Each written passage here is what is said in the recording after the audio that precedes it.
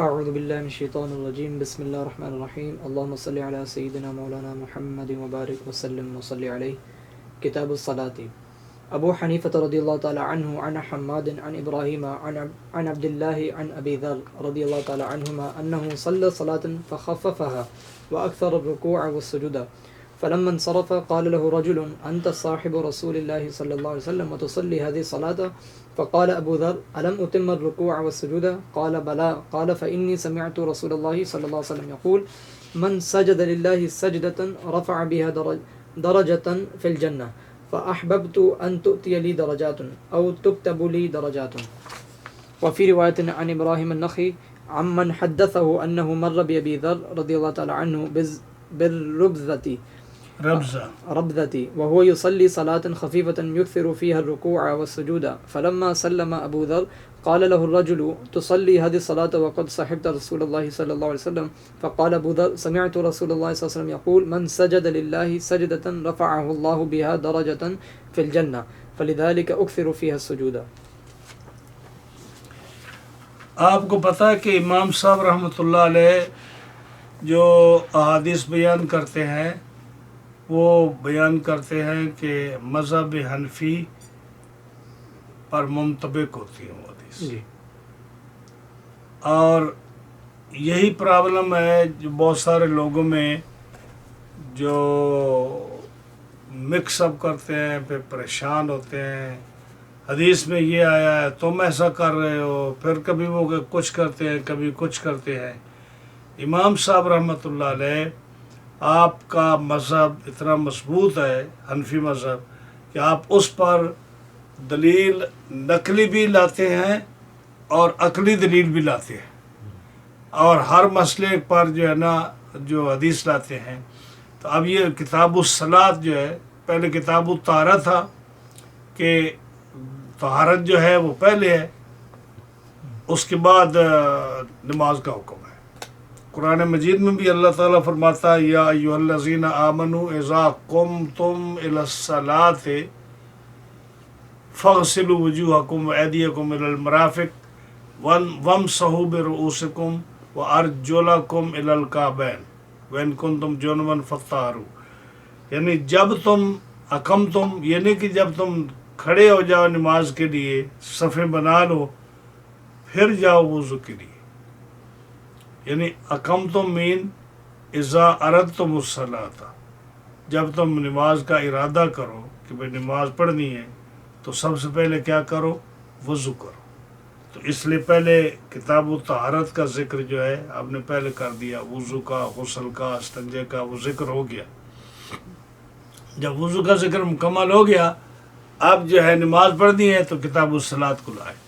اب مسئلہ یہ ہو رہا ہے کہ ائمہ میں اختلاف ہے کہ چھوٹی رکعت کی جائے، قرات چھوٹی کی جائے، اور جب چھوٹی قرات کرو گے تو سجدہ فوراً آ جائے گا. مثلا آپ کے پاس 1 گھنٹہ ہے، آپ چاہتے ہیں کہ 1 گھنٹہ عبادت کریں، تو اس کے 2 طریقے ہیں. ایک طریقہ یہ ہے کہ آپ ہر رکعت میں انا اعطینا اور والعصر پڑھتے جائیں، قل هو اللہ پڑھتے جائیں، الم تری کیف پڑھتے جائیں، لإلہ پڑھتے جائیں، ٹھیک ہے. اور آپ 1 گھنٹے میں آپ کتنا 30 رکعتیں پڑھتے ہیں، ٹھیک ہے. ایک یہ طریقہ. دوسرا طریقہ یہ ہے کہ آپ جب یہ نفلی نماز کی بات ہو رہی، تو جب آپ رکعت کریں تو اس میں آپ کو اگر صورتیں یاد ہیں اور جو اچھی آپ کو قرات آتی ہے تو ہر رکعت میں آپ اما یتساءلون پڑھ دیں، والسماء ذات البروج پڑھ دیں، آپ اس میں هل أتى على الإنسان حين من الدهر پڑھ دیں، یا ایھا المزمل پڑھ دیں، یسبح للہ ما فی السماوات و ما فی الارض الملک القدوس یہ پڑھ لیں. آپ اس میں سورہ صف پڑھ دیں، ہاں جی، سبح للہ ما فی السماوات و ما فی الارض وهو العزیز الحکیم. آپ سورہ واقعہ پڑھ دیں، ہاں جی. تو جب آپ سورۃ واقعہ، سورۃ انسان، صورت عما یتساءلون، آپ صورت جو ہے مزمل، جب یہ صورتیں آپ پڑھیں گے تو آپ 1 گھنٹے میں کتنی رکعتیں پڑھیں گے؟ میں بھی 10، میں بھی 8، رائٹ؟ اور اگر آپ جو ہے قل هو اللہ اور انا اعطینا اور علم ترا اور لیلاف پڑھیں تو آپ 30 پڑھ دیں گے. ہاں، تو جب 30 پڑھیں گے تو اس کے اندر کتنے سجدے ہو جائیں گے؟ 60 سجدے ہو جائیں گے. رکوع کتنے ہو جائیں گے؟ 30. اور اگر ہم 8 پڑھیں گے تو کتنے سجدے ہو جائیں گے؟ 16. اور رکوع کتنے ہو جائیں گے؟ 8. تو کیا لمبی رکعت کرنا اور تھوڑے سجدے کرنا یہ افضل ہے، یا چھوٹی رکعتیں کرنا، چھوٹی صورتیں پڑھ کے اور سجدے زیادہ کرنا، کثرت سجود کرنا، یہ زیادہ ثواب؟ یہ اختلاف ہے، جس لیے یہ حدیث امام صاحب لائے اس میں. صحیح ہے. دوسرے ائمہ کے نزدیک جو ہے چھوٹی رکعتیں کرنا اور سجدے زیادہ کرنا، اس کا زیادہ ثواب ہے. امام اعظم ابو حنیفہ رحمۃ اللہ علیہ فرماتے ہیں کہ کثرت ثواب ہے نفس کو مشقت دینے میں، تکلیف پہ ڈالنے میں. اور اگر آپ لمبی رکعت کریں گے اور کھڑے ہوں گے، پیر تھکیں گے آپ کے نفس جو ہے، آپ کے وجود کو کچھ محسوس ہوگا کہ میں عبادت کر رہا ہوں. ہاں جی. اور لمبا سجدہ کریں گے، لمبا قیام کریں گے، لمبا رکوع کریں گے، اس میں زیادہ ثواب ہے امام صاحب کے نزدیک. اور دیگر ائمہ کے نزدیک اور حدیثیں جو ہیں، حدیثیں آپ کو نا دونوں اماموں کے اقوال کی طرف حدیثیں مل جائیں گی کہ امام صاحب کا جو مذہب ہے نا کہ رکعت لمبی کرو اور سجدہ لمبا کرو اور جو ہے رکوع لمبا کرو، تو تھوڑی رکعتیں پڑھ لو، تلاوت زیادہ کر لو، اس پر بھی آپ کو حدیثیں ملیں گی کہ زیادہ ثواب ہے ان میں. اور جو دوسرا ائمہ کا ہے کہ چھوٹی رکعت کرا کے سجدے کثرت سجود کرو، اس میں بھی آپ کو احادیث مل جائیں گی.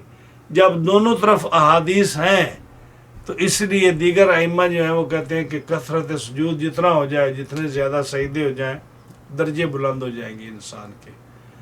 لیکن امام صاحب رحمۃ اللہ علیہ کہتے ہیں کہ ٹھیک ہے، حدیثیں آپ کے پاس وہ بھی ہیں، حدیثیں ہمارے پاس بھی ہے. جب دونوں طرف حدیثیں ہیں تو اب دیکھنا ہے کہ ثواب کس میں زیادہ ہوتا ہے. تو آپ فرماتے ہیں کہ کثرت سجود سے بہتر یہ ہے کہ لمبا قیام، نفس کو مشقت میں ڈالو، اس کو پتہ چلے کہ میں تکلیف میں ہوں اور میں قرات لمبی کر رہا ہوں اور جو ہے نا سجدے تھوڑے کر رہا ہوں، تو اس میں ثواب زیادہ ہے. دلیل آپ کی کیا ہے کہ کثرت سجود سے کثرت لمبی قرات، کیونکہ قرات جو ہے سجدے میں کیا ہے؟ تسبیح ہے. سجدے میں کیا ہے؟ تسبیح، سبحان ربی الاعلیٰ. اور قیام میں کیا ہے؟ قرات ہے. اور قرات کرنا تسبیح سے افضل ہے. یہ آپ کی دلیل ہے. قرات لمبی کرنا، کثرت لمبی قرات کرنا، زیادہ تلاوت کرنا، یہ زیادہ تسبیح سے افضل ہے. تو اس لیے ہمارا مسئلہ کیا ہے کہ لمبی قرات کرنا، لمبے رکوع کرنا، لمبے سجدہ کرنا، چاہے تھوڑی ہو جائیں، اس کا ثواب زیادہ ہے بنسبت زیادہ کثرت کی. اب چونکہ دونوں حدیثیں موجود ہیں تو اب اس کا ایک دوسرا فیصلہ بھی ہے. دوسرا فیصلہ یہ ہے کہ اگر دن ہو تو دن میں آدمی عبادت کرے تو چھوٹی قرات کرے، سجدے زیادہ کرے دن میں. اور اگر رات ہو تو رات میں قیام لمبا کرے، لمبے رکوع لمبے سجدے کرے، تو سجدے تھوڑے ہو جائیں گے، اس کا زیادہ ثواب ہے. دن میں قیام لمبا نہ کرے، چھوٹا قیام کرتا جائے، سجدے زیادہ ہوتے جائے. اور رات کو قیام لمبا کرے جو سنت طریقہ ہے، اور سجدے رکوع لمبے کرے چاہے وہ تھوڑے ہوں. تو اس کا زیادہ ثواب ہے. اسی پر یہ حدیث منطبق ہے. حضرت امام اعظم ابو حنیفہ نعمان بن ثابت رضی اللہ تعالیٰ عنہ، آپ حضرت حماد اپنے استاد سے روایت کرتے ہیں، وہ اپنے استاد حضرت ابراہیم نخعی سے روایت کرتے ہیں، وہ حضرت عبداللہ سے روایت کرتے ہیں، وہ حضرت ابو ذر غفاری رضی اللہ تعالیٰ عنہ سے روایت کرتے ہیں کہ انہ صلی، کہ حضرت ابو ذر غفاری نے نماز پڑھی، صلی صلاۃً، نماز پڑھی، فخففا، اس کا جو قیام تھا اس میں تخفیف کی، لمبا نہیں کیا، چھوٹا قیام کیا. مثال کے طور پر انہوں نے علم ترا پڑھ دیا، قل یا ایھا الکافرون پڑھے، چھوٹی صورت پڑھ دی. وہ اکثر رکوع و سجودہ، اور انہوں نے رکوع اور سجود بہت کثیر کیے، یعنی انہوں نے نماز پڑھتے رہے، چھوٹا قیام، اور ہر تھوڑی دیر کے بعد رکوع آ رہا ہے، تھوڑی دیر بعد سجود آ رہا ہے، سلام پھرتے ہیں، پھر کھڑے ہو جاتے ہیں، چھوٹا قیام کرتے ہیں، پھر رکوع کرتے ہیں، سجدہ کرتے ہیں. تو انہوں نے نماز پڑھی، پڑھتے رہے. وہ اکثر رکوع و سجودہ، اور رکوع بھی بہت کیے انہوں نے، سجدے بھی بہت کیے. اب ہر رکعت میں ایک رکوع ہوتا ہے نا، تو زیادہ رکوع کا کرنے کا کیا مطلب ہے کہ بہت رکعتیں پڑھی انہوں نے. یہ نہیں کہ ایک رکعت میں زیادہ رکوع کیے، رکوع تو ایک رکعت میں ایک ہی ہوتا ہے. تو اکثر رکوع کا کیا مطلب کہ آپ نے بہت ساری نمازیں پڑھی، وہ کنٹینیو کرتے رہے، سلام پھیرتے پھر کھڑے ہو جاتے، سلام پھیرتے پھر کھڑے ہو جاتے. تو بہت انہوں نے رکعتیں پڑھی، تو انہوں نے ہر رکعت میں قیام چھوٹا کیا، تو رکوع بھی زیادہ کرتے گئے، سجدے بھی زیادہ کرتے گئے. جب نماز سے فارغ ہوئے تو ایک آدمی نے پوچھا کہ سرکار، انت صاحب رسول اللہ صلی اللہ علیہ وسلم، آپ صحابی رسول اللہ صلی اللہ علیہ وسلم کے؟ ہاں جی. اور صحابی ہو کر تو صلی حاضر الصلاۃ، اس طرح تیز نماز پڑھتے ہو تم کہ چھوٹے قیام اور جو ہے رکوع پہ رکوع، سجدے پہ سجدے کرتے جا رہے ہو، اور قیام تھوڑا کرتے ہو. ہاں جی. ہمیں تو یہ سنا تھا کہ جو صحابی رسول ہوتے ہیں وہ بڑی خشوع خضوع سے، بڑے آرام سے نماز پڑھتے ہیں، نماز میں بڑا لطف آتا ہے ان کو، لمبا قیام کرتے ہیں، لمبے رکوع سجدے کرتے ہیں. آپ اچھے صحابی رسول ہیں کہ آپ تو ایسے مشین چلا دی آپ نے کہ آپ چھوٹا قیام اور بڑے رکوع پڑھتے جائیں. یہ تعجب والی بات ہے نا، یہ بات تعجب والی ہے نا، پوچھ رہے ہیں کہ آپ صحابی رسول ہیں اور نماز اس طرح پڑھتے ہیں.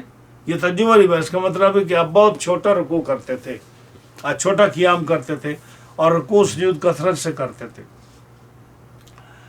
فقال ابو ذر رضی اللہ تعالیٰ عنہ گریٹ صحابی ہے، 5واں یا 6واں ان کا مقام ہے اسلام لانے میں.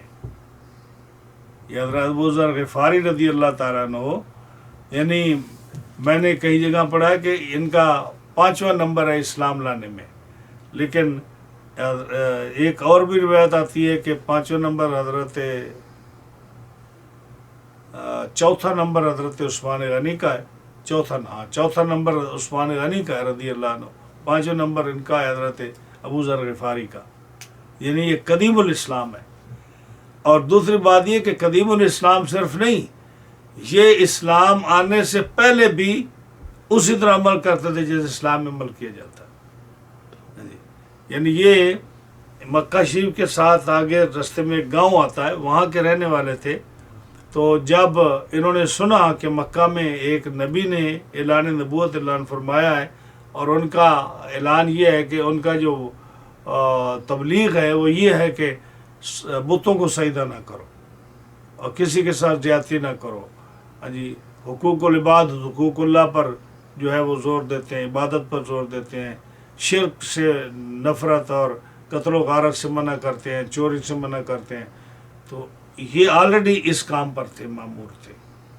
تو انہوں نے اپنے بھائی کو کہا کہ جا یار پتہ کر کے آ کہ یہ جس نے اعلان نبوت کیا ہے کون شخص ہے اور اس کی کیا تعلیمات ہیں، لیکن ان کا مذہب قبول نہ کرنا، میرے ساتھ آگے ڈسکس کرنا پہلے. تو بھائی گیا اور انہوں نے جا کے دیکھا تو بالکل وہی پایا جو حضرت ابو ذر غفاری کرتے تھے. آ کر کہا کہ اب بھائی وہ تو بالکل جو آپ پہلے کر رہے ہیں نا اسی کی تعلیم وہ دیتے ہیں. ہاں جی. تو یعنی یہ دیکھنے کہ اللہ کی طرف سے جب کسی کو ہدایت آتی ہے تو ابھی جو سارا معاشرہ خراب ہے عرب کا اور اتنا کفریہ معاشرہ ہے اور اتنے خراب چیزیں ہیں، لیکن جب اللہ کسی کو توفیق دیتا ہے تو بغیر کسی کی ہدایت کے بھی اللہ تعالیٰ توفیق دے دیتا ہے، بغیر کسی کی گائیڈ کرنے کے. تو ابو ذر پھر گئے ملنے کے لیے حضور کو. اور جب گئے تو ظاہر ہے کہ وہاں حضور کی مخالفت ہو رہی تھی. جب آپ نے اسلام کا دعویٰ کیا نبی ہونے کا تو مخالفت تھی. تو آپ کو تاکہ آدمی تو مسلمان ہے کوئی نہیں، ابھی تو اعلان آپ نے کیا ہے، تو ڈرے ہوئے نا آپ نے کسی کو بولا نہیں کہ میں مسلمان ہوں یا میں مسلمان ہونا چاہتا ہوں یا میں حضور سے ملنا چاہتا ہوں.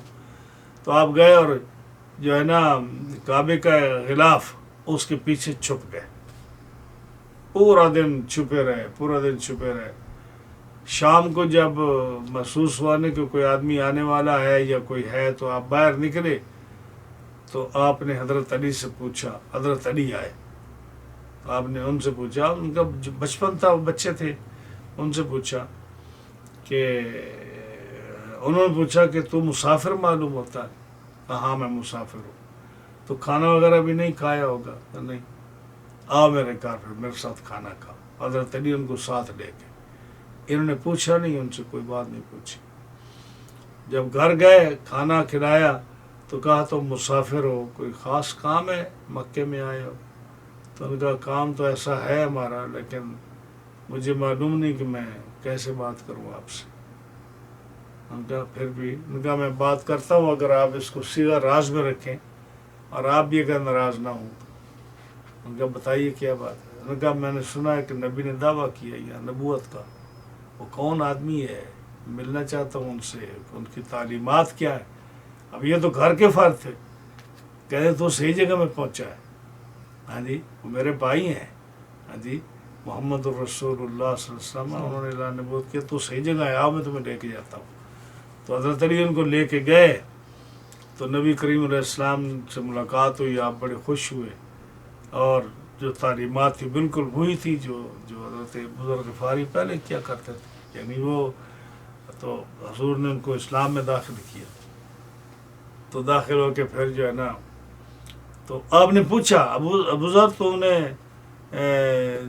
اتنے دن رہا ہے، یعنی بعد مقام پہ آتا کہ یہ پہلے بعد میں بھی آتے رہے، تو کبھی کبھی یہ جو ہے نا جب کعبے کے خلاف میں چھپ کر رہے تھے تو کھانے پینے کا کیا کرتے؟ کہتے میں زمزم پی لیتا تو میری بھوک بھی ختم ہو جاتی، پیاس بھی ختم ہو جاتی. یعنی اس حدیث میں ثابت یہ کر دیتے کہ زمزم شریف جو ہے یہ کھانے کی ضرورت بھی پوری کر دیتا ہے، پینے کی بھی کر دیتا ہے.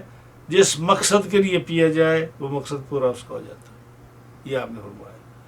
تو بہرحال پھر جو ہے نا ان کو مارا بھی صحیح قریش نے، جب بعد میں پتہ چلا. ہاں جی، مارا بھی صحیح کافی. تو یہ بڑے عظیم صحابی ہیں. نبی کریم علیہ السلام نے ان کی بڑی تعریف فرمائی کہ یہ 5ویں نمبر پر اتنے اولو العزم صحابی ہیں، اتنے قدیم الاسلام صحابی ہیں. سب کو چھوڑ کے حضور کے ساتھ یہ مل گئے پھر دین سیکھنے کے لیے. اور یہ صوفی صحابہ میں سے تھے. صوفی صحابہ جو حدیث آپ نے آپ سے سنی اس پر بڑا عمل کرتے تھے، سختی سے عمل کرتے تھے، بالکل صوفی.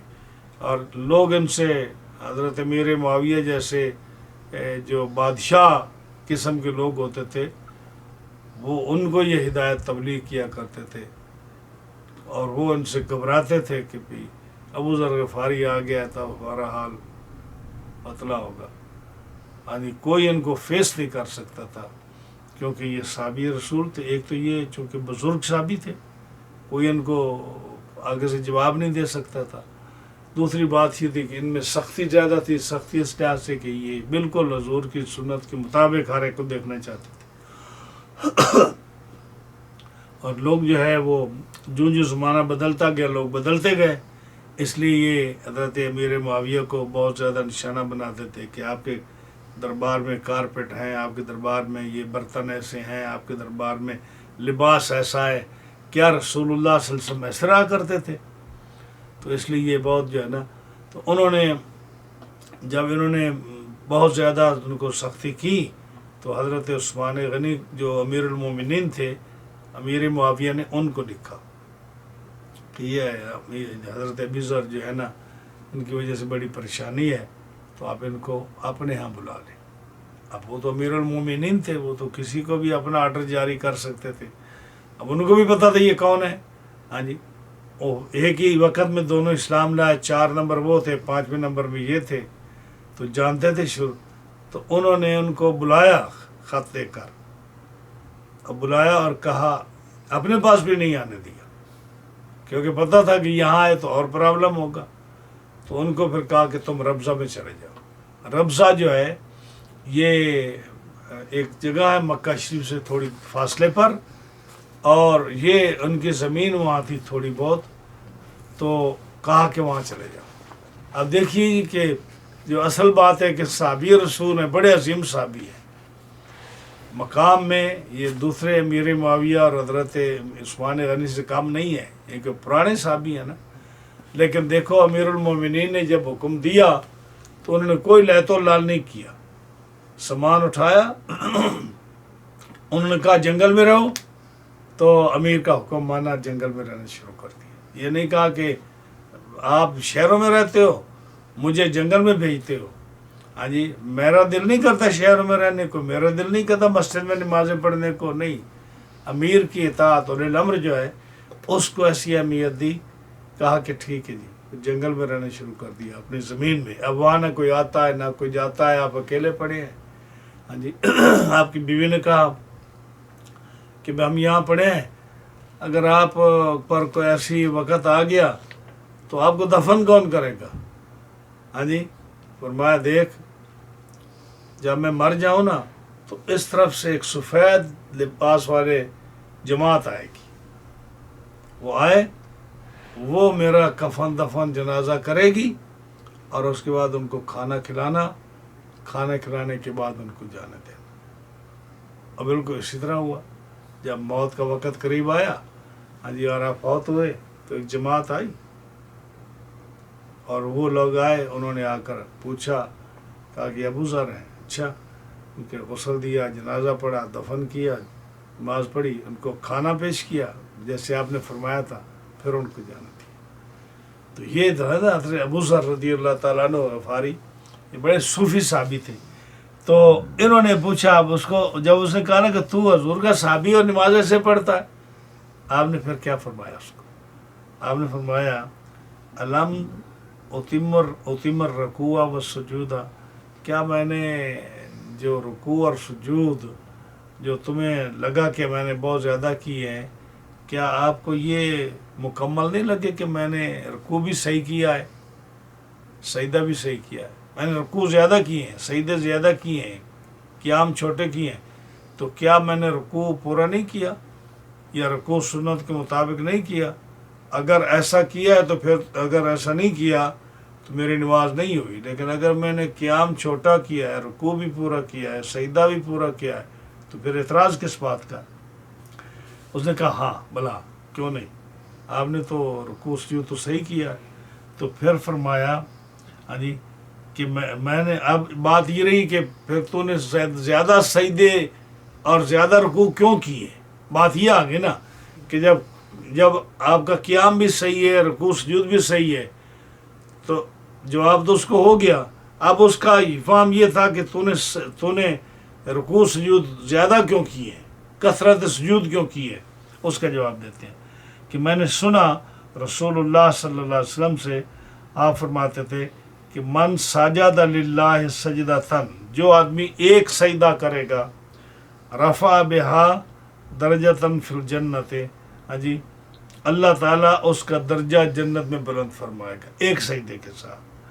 فاحببت، تو مجھے یہ پسند ہے کہ ان تؤتی لی درجات، مجھے بہت زیادہ درجے مل جائیں، میں جتنے زیادہ سجدے کروں گا اتنے درجے مل جائیں گے۔ تو میں چاہتا تھا کہ میرے جنت میں بہت زیادہ درجے ہوں، بڑے مکان ہوں، بڑی مطلب زمین ہو، وہاں بڑے جو ہے میرے پاس اپارٹمنٹ ہوں، وہاں درجے بلند ہوں. فَأَحْبَبْتُ أَن تُؤْتَى لِي دَرَجَاتٌ، میں مجھے بہت زیادہ درجے جنت میں دیے جائیں.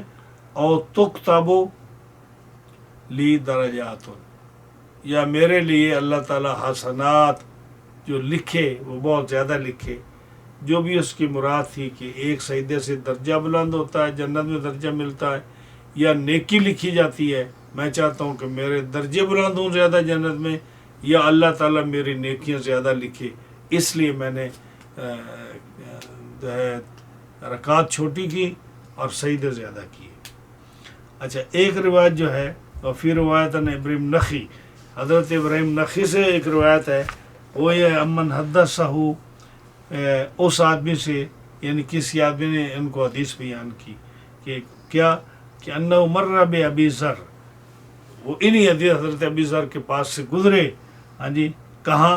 بے ربضہ تھے. یہ ربضہ ان کی جگہ ہے جہاں حضرت عثمان غنی نے لیٹر لکھا تھا شام میں، اور ان کو بلا لیا تھا. یہ تنگ کرتے تھے وہاں ہر لوگوں کو کہ تم جو ہے نا بڑے نئی تہذیب میں تم بدل گئے ہو، اور ہمارے رسول صلی اللہ علیہ وسلم کی زندگی کیسے تھی، تم سنت کے مطابق کیوں نہیں رہتے. تو جب حضرت عثمان غنی نے بلایا نا، اپنے پاس بھی نہیں بلایا، کہا کہ ربضہ میں چلے جاؤ. تو ربضہ میں چلے گئے. تو فرمایا کہ جب وہ گزرے ابی ذر کے بعد ربضہ میں، وَهُوَ يُصَلِّي صَلَاةً خَفِيفَةً، تو وہاں نماز پڑھتے تھے، نماز خفیف، چھوٹی رکعتیں. ہاں جی، وہاں اور کوئی کام ہوتا تھا؟ آدمی تو تھا کوئی نہیں، اکیلے آپ تھے اور آپ کی بیوی تھی، نہ کوئی باتیں کرنے والا، نہ کوئی کام کرنے والا. تو آپ کا وہ نماز پڑھتے رہتے ہر وقت، چھوٹی رکعتیں، اور سجدے لمبے، سجدے تھوڑے کرتے، سجدے کرتے اور رکوع کرتے. یکسر فی الرکوع والسجود، رکوع کرتے، سجدے کرتے. فلما سلم، جب سلام پھیرا ابو ذر نے، تو اس آدمی نے جس نے دیکھا تھا ان کو، اس نے کہا تو صلی هذا الصلاۃ، اور تو ایسے نماز پڑھتا ہے، وقت صحبت رسول اللہ صلی اللہ علیہ وسلم، اور پھر تو جو ہے سنا ہے کہ تو حضور کا صحابی ہے، صحابی ہو کر تو ایسی نماز پڑھتا ہے. ابو ذر نے کہا سمعت رسول اللہ صلی اللہ علیہ وسلم یقول، سن، میں نے حضور صلی اللہ علیہ وسلم سے سنا ہے، من سجد للہ سجدتن، جو آدمی اللہ کے لیے ایک سجدہ اللہ کی بارگاہ میں کرے، رفعہ اللہ بہا درجۃ فی الجنت، اللہ تعالیٰ اس کے لیے ایک درجہ اس کو جنت میں بلند فرما دیتا ہے. تو جب ایک سجدے سے ایک سجدہ درجہ بلند ہوتا ہے، فَلِذَلِكَ اُكْثِرُ فِي السُّجُودِ، اب میں چاہتا ہوں کہ میں سجدے بہت زیادہ کروں، تو جتنے میں سجدے زیادہ کروں اتنے مجھے درجے میرے بلند ہو. تو اب ان کے نزدیک انہوں نے یہ حدیث لی کہ جو نبی کریم علیہ السلام نے فرمایا کہ ایک سجدے سے ایک درجہ بلند ہوتا ہے، قیام کا ذکر نہیں ہے. تو جب قیام کا ذکر نہیں ہے تو میں قیام لمبا کیوں کروں، میں سجدے زیادہ کروں.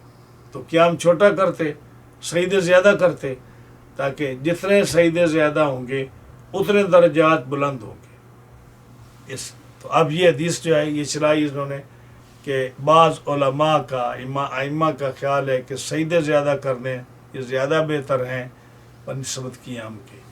لیکن امام صاحب رحمۃ اللہ علیہ کے نزدیک، آپ کے نزدیک جو ہے قیام لمبا کرنا، اس میں مشقت زیادہ ہو، تلاوت زیادہ ہو، پھر اس کے مطابق رکوع و سجود ہو، وہ زیادہ افضل ہے. جی، کیونکہ قیام دلیل جو آپ کی ہے کہ تلاوت جو ہے وہ تسبیح سے زیادہ بہتر ہے. مثلا آپ کو اگر قرآن مجید کی تلاوت لمبی آتی ہے، ہاں جی، اور آپ جو ہے اگر 2 رکعتیں پڑھ لیں بنسبت 6 کے، 2 رکعتیں پڑھ لیں لیکن تلاوت اس میں زیادہ کریں، اور رکوع اور سجود تھوڑے ہو جائیں گے نا، تو اس پہ آپ کو زیادہ ثواب ہے بنسبت اس کے کہ آپ 6 رکعتیں پڑھیں اور اس میں چھوٹی چھوٹی صورتیں پڑھ کے کثرت سجود کریں. امام صاحب کے نزدیک اس کا زیادہ ثواب ہے.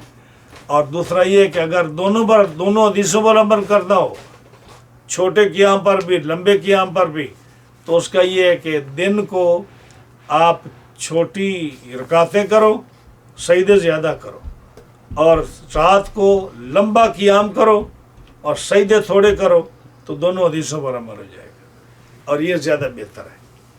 کیونکہ رات کو نبی کریم علیہ السلام صحابہ کرام لمبا قیام کیا کرتے تھے، تو اس پر عمل ہو جائے گا، دونوں حدیثوں پر عمل. تو کتنی خوبصورت بات کی ہے آپ نے کہ دونوں حدیثوں پر عمل ہو گیا. کیسے؟ ہاں جی، یہ علم کی باتیں ہیں جو سرکار امام اعظم ابو حنیفہ رضی اللہ تعالیٰ عنہ سے ہمیں معلوم ہے. اور اس لحاظ سے پھر ایک اور جیسے سوال ہے کہ کوئی لوگ پوچھتے ہیں کہ درود شریف جو ہے چھوٹا پڑھنا چاہیے اور پھر کثرت سے، یا جو لمبا درود شریف ہے وہ جیسے کم، جیسے فار ایگزامپل صلی اللہ علیہ وسلم آپ یہ 1000 دفعہ پڑھ سکتے ہیں 10 منٹس میں، اور اگر آپ دوسرا پڑھیں جیسے اللہم صلی علی سیدنا محمد النبی الامی وآلہ وصحبہ وبارک وسلم، یہ تو پھر آپ اتنا نہیں پڑھ سکتے. تو اب اس کا پھر سملیرٹی میں کچھ کیا؟ دیکھیں جی، بات تو یہ ہے کہ یہ جس ایج لانگ کسی بھی درود میں صلات آ جائے اور سلام آ جائے، یا ایھا الذین آمنوا صلو علیہ، صلات آ جائے، وسلموا تسلیما، سلام آ جائے، وہ درود تو ہو گیا. جس میں صلات اور سلام آ جائے صلی اللہ علیہ وسلم، درود و سلام تو آ گیا، درود تو پورا ہو گیا. اب آپ اگر یہ ایک دفعہ پڑھیں تو 10 گناہ معاف، 10 درجے بلند، اور 10 قیامت کے دن درجے بلند، 30 نیکی ملیں گی. اس میں چھوٹا پڑھیں. آپ بڑا پڑھیں اس میں بھی آپ کو 30 نیکی ملیں گی اسی طرح. لیکن جو لمبا درود ہے جس کے اندر آپ زیادہ فضائل آپ کے بیان کریں گے، ظاہر ہے اس کا اجر و ثواب بھی زیادہ ہوگا. ہاں جی، اب اگرچہ اس کو آپ کو 30 درجے 30 نیکیاں ملیں گی، اس کے درجے ملیں گے، لیکن اگر درجہ اور زیادہ بلند ہو جائے، پہلے بھی زیادہ، ابھی درجات میں بھی تو فرق ہوتا ہے نا. اب اگر ایک درود ہے جو آپ پڑھیں، ایک درود ہے جو حضرت عمر بن الخطاب اور ابو بکر صدیق پڑھے، چاہے وہ سیم پڑھے، فرق نہیں ہوگا. جب عام انسان کے پڑھنے میں فرق ہے، اسی طرح لمبی عبارت پڑھنے میں بھی فرق ہوگا. تو نیکی اللہ کے ہاں ہے، اللہ کے ہاں ہے. اس کے پاس جو درجات ہیں وہ کئی قسم کے ہیں. اگر آپ کو بھی تعداد میں اتنے درجات دے دے، ہاں جی، اور دوسرے کو بھی تعداد میں اتنے درجات دے دے، تیسروں کو بھی اتنے درجات دے دے، درجات میں تو آپ برابر ہیں، 30 ہیں، لیکن ان کی کوالٹی میں فرق ہوگا. تو اگر آپ بڑا درود پڑھتے ہیں جس میں بڑی وضاحت کے ساتھ آپ کے فضائل ہیں، آپ کے محامد محاسن ہیں، اچھے صیغے اس کے اندر ہیں، تو اگر آپ ایک درود پڑھیں، ادھر 10 آدمی وہ پڑھ دے تو اب اس کو ٹھیک ہے زیادہ ملیں گے، لیکن آپ کو ایک پڑھنے کے ساتھ 30 درجے ملیں گے، اور وہ درجوں کی اگر قدر و قیمت ان سے زیادہ ہو تو پاسبل تو ہے نا. تو اس لیے جو بھی آدمی کسی بھی شوق کے جو بھی پڑھے گا، اس کی محنت رائے گاہ نہیں جائے گی، اس کو ثواب ملے گا، لیکن اس کے درجات بہت بلند ہوگی، بڑا اس کا اجر و ثواب زیادہ ہوگا. جیسے وہ میں نے حدیث پاک بیان کی تھی نا، کہ ایک واقعہ بیان کیا تھا کہ میت جو ہے وہ کہتا ہے کہ لائن بنا کے کیوں کھڑے ہو، کہ ایک آدمی آیا، اس نے قرآن شریف پڑھ کر بخشا ہے، اور سال ہو گیا ہے ہم اس کا ثواب تقسیم کر رہے، ختم ہونے کا نام ہی نہیں لیتا.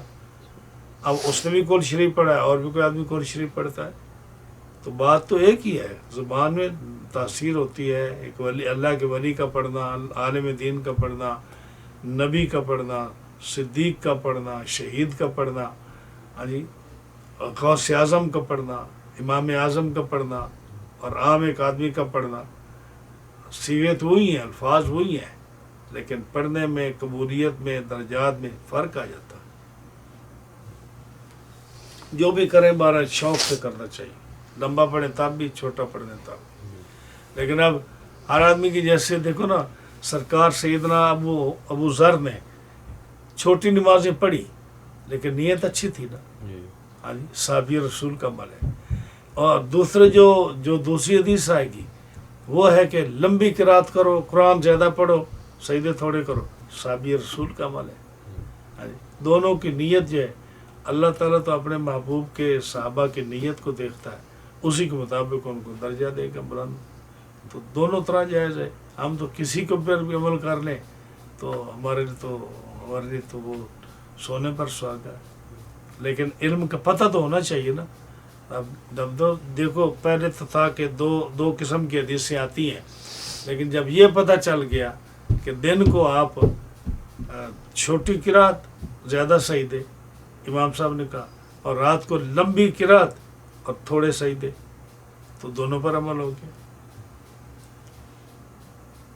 اور ویسے بھی فرق ہے نا دن رات کی عبادت میں. اب دیکھو نا فقہ میں آپ نے پڑھا ہوگا کہ رات کو آپ 8 نفل کی نیت ایک ہی وقت کر سکتے ہیں. 8 نیت، 8 رکعت نماز نفل نیت کرتا ہوں، نماز پڑھتا ہوں واسطے اللہ تعالیٰ کے. 8 رکعت نماز نفل رات کو، دن کو نہیں کر سکتے. کیا دن کو خدا نہیں قبول کرتا؟ لیکن نہیں، دن کی حالت اور ہے. دن کو آپ 8 رکعت نہیں پڑھ سکتے. میکسیمم آپ دن کو 4 رکعت نفل اکٹھے پڑھ سکتے ہیں. رات کو آپ 8 بھی پڑھ سکتے ہیں. صحیح ہے. تو اس لیے دن اور رات میں فرق ہے. اس لیے امام صاحب نے کہا کہ دن کو جو ہے تم چھوٹے رکعتیں اور کثرت سجود، اور رات کو لمبی رکعت اور قیام اور تھوڑے سجدے. جی. ابو حنیفہ رضی اللہ تعالی عنہ عن حماد عن ابراہیم قال قال عبد اللہ رضی اللہ تعالی عنہ قال رسول اللہ صلی اللہ علیہ وسلم ما بین السرۃ والرکبۃ عورۃ. یہاں سے اب دیکھو ایک ہر حدیث میں نیا مسئلہ ہے. اب نیا مسئلہ یہاں کیا ہے کہ امام شافعی رحمۃ اللہ علیہ، امام احمد بن حنبل، امام مالک، ان کے نزدیک عورت کیا ہے؟ عورت مین جو جس حصے کا ڈھانپنا ضروری ہے اس کو عورت بولتے ہیں نا. ہاں جی. عورت پردہ کرنا یعنی اس کا ڈھانپنا، یعنی یہ ناف، یہ تو ہر ایک نے سنا ہے کہ ناف سے لے کر گھٹنے تک ہے. ہاں، عورت کون سی ہے؟ ناف سے لے کر گھٹنے تک. اب یہ جو ہے پتہ نہیں کہ بھئی ناف سے لے کر گھٹنے تک ہے، یہ گھٹنا ہے کہ گھٹنے کا نچلا حصہ وہاں تک عورت ہے یا گھٹنے کے اوپر والے حصے تک عورت ہے. ٹھیک ہے. اب امام شافعی رحمۃ اللہ علیہ، امام مالک رحمۃ اللہ علیہ، امام احمد بن حنبل رحمۃ اللہ علیہ، ان کے نزدیک عورت جو ہے ناف سے لے کر گھٹنے تک ہے، گھٹنے کا اوپر والا حصہ، گھٹنے کا اوپر والا حصہ. امام ابو حنیفہ کے نزدیک رحمۃ اللہ علیہ، آپ کے نزدیک ناف سے لے کر گھٹنے کے نچلے حصے تک عورت ہے. آپ نے فرمایا کہ اگر کوئی آدمی اوپر والے حصے تک عورت شمار کرتا ہے تو اس کی صحیح جو ہے وہ اس کو کور نہیں کر سکتا. اسی لیے آپ دیکھتے ہیں کہ یہ جتنے لوگ مسجدوں میں جاتے ہیں، ان کے جو نکر پہنے ہوتے ہیں، انہوں نے شورٹ جو پہنے ہوتے ہیں، ان میں اکثر لوگوں کے گھٹنے جو ہے نا اگر پورے نہیں تو آدھے ضرور ننگے ہوتے ہیں. اور جب وہ بیٹھتے ہیں تو ان کے جو ہے نا یہ اوپر والا جو گھٹنے کا اوپر والا حصہ ہے، اس سے زیادہ جو ہے ان کے عورت جو ہے وہ اس کو یعنی اپنے جسم کو ننگا کر لیتے ہیں. لیکن اگر امام صاحب رحمۃ اللہ علیہ والی حدیث جو ہے آتی ہے جس میں صاف کلیئر ہے کہ عورت جو ہے تحت رقبہ کا لفظ آتا ہے کہ یہ گھٹنے کے نیچے تک عورت ہے. اگر یہاں مراد لیا جائے تو اگر آپ کا نکر جو ہے یہ گھٹنے کے نیچے تک ہے تو پھر جو ہے نا آپ بیٹھیں جس طرح مرضی بیٹھیں، آپ کی جو ہے نا یہ جسم ننگا نہیں ہوتا. تو یہ فرق ہے. امام ابو حنیفہ کے نزدیک گھٹنا جو ہے اس کے نیچے تک عورت ہے مرد کے لیے، اور جو ہے جو امام شافعی اور دونوں ائمہ کے نزدیک گھٹنے سے اوپر تک ہے. وہ ابو حنیفہ تو امام صاحب حضرت حماد سے، وہ حضرت ابراہیم نخعی سے، وہ حضرت عبداللہ بن مسعود سے روایت کرتے ہیں کہ نبی کریم صلی اللہ تعالیٰ علیہ وسلم نے فرمایا کہ جو سرہ یعنی جو ہے نا یہ کیا بولتے ہیں ناف جو ہے، ناف اور گھٹنے کے درمیان یہ عورت ہے. لیکن چونکہ گھٹنے کو ذکر نہیں کیا تو اس لیے جو ہے نا یہ اس میں رہا. اب دیکھیں دارقطنی کی حدیث ہے، حضرت عطا بن یسار رضی اللہ تعالیٰ عنہ سے حضرت ابی ایوب سے ان کا میں نے سمیت النبی صلی اللہ علیہ وسلم میں نے نبی کریم صلی اللہ علیہ وسلم سے سنا ہاں جی کیا کہ ما فوق رکبت من العورت ہاں جی جو عورت جو گھٹنے سے اوپر ہے یہ عورت ہے وما اسفل من السرۃ من العورت یعنی جو ناف کے نیچے عورت ہے اور گھٹنے سے اوپر عورت ہے ہاں جی اب ایک اور حدیث اور آتی ہے جو حضرت عمر بن شعیب اپنے باپ دادے سے روایت کرتے ہیں کہ رسول اللہ صلی اللہ علیہ وسلم نے فرمایا فَإِنَّ مَا تَحْتَ سُرَّتِهِ إِلَىٰ رُكْبَتِهِ عَوْرَةٌ ہاں جی تیسری حدیث جو حضرت علی رضی اللہ تعالیٰ عنہ سے مروی ہے فرمایا الرکبۃ من الفخذ عورۃ اور یہ جو رکبہ ہے یہ فخذ سے یعنی فخذ کرتے ہیں تھائی کو ہاں جی یہ اس یہ عورت ہے ہاں جی اور حدیث پاک جو ہے ایک حدیث پاک اور آتی جس میں تھا کہ اس کے نیچے سے عورت ہے جو گھٹنے کا نچلا حصہ جو ہے وہاں تک عورت ہے کہاں آیا وہ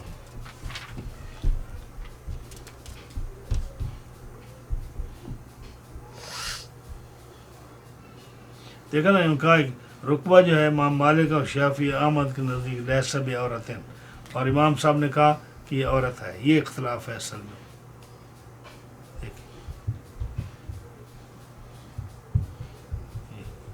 امام صاحب نے کہا کہ یہ عورت ہے گھٹنا اور دوسروں کے نزدیک عورت نہیں ہے نبی کریم علیہ السلام نے فرمایا الرکبۃ من العورت یہ گھٹنا جو ہے یہ عورت میں سے ہے اس لیے امام صاحب کہتے ہیں کہ اس کا بھی ڈھانپنا ضروری ہے صحیح ہے